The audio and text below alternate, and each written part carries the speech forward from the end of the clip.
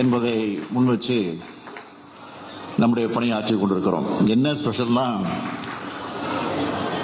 ஒரு மாவட்டத்துக்கு 2 மாசத்துக்கு ஒரு முறை 3 மாசத்துக்கு ஒரு முறை நான் போவேன்.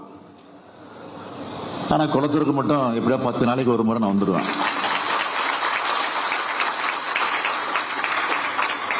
வரலன்னு கொஞ்சம் இருந்துட்டா இல்லை ஒரு நாளைக்கு ரெஸ்ட் எடுக்கலாம்னு நினைச்சிட்டா சேகர்பாபு விட மாட்டார். என்ன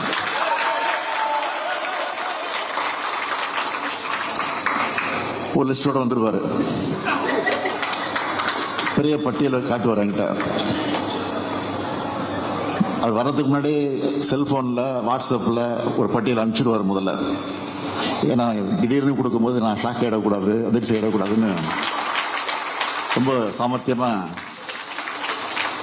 அந்த லிஸ்ட் அனுப்பிச்சிடுவாரு. அதில் ஒரு 10 பேராவது 10 பட்டியலாவது இருக்கும் நிச்சயமா. 2 அடிக்கல் நாட்டு விழா இருக்கும், 2 திறப்பு விழா இருக்கும், கட்சி நிகழ்ச்சி தான் 2 இருக்கும்.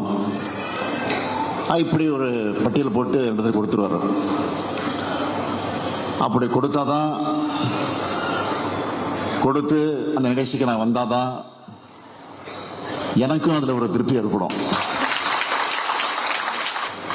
ஆக 10 நாளைக்கு ஒரு முறை வந்தாதான் எனக்கு உள்ளபடியே ஒரு முழு திருப்தி உண்டாகும். என்னதான் நான் முதலமைச்சராக இருந்து பல மாவட்டங்களுக்கு சுற்றுப்பயணத்தை நடத்தி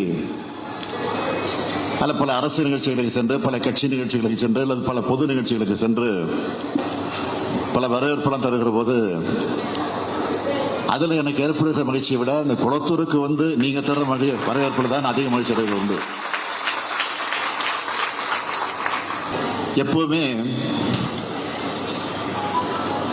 நான் அடிக்கடி சொல்வது உண்டு, இந்த தொகுதியை பொறுத்த வரைக்கும் ஏதோ முதலமைச்சராக இல்ல, சட்டமன்ற உறுப்பினராக மட்டும் இல்ல, ஏற்கனவே இருந்த எதிர்கட்சி தலைவராக மட்டும் இல்ல, ஏற்கனவே இருந்த மேயராக மட்டும் இல்ல, எப்பொழுதும் உங்கள் வீட்டு பிள்ளையாக, உங்கள் செல்ல பிள்ளையாக, குறிப்பா சொல்லணும்னா ஒரு நல்ல பிள்ளையாக இருக்க வேண்டும் என்பதில் நான் மகிழ்ச்சி உண்டு.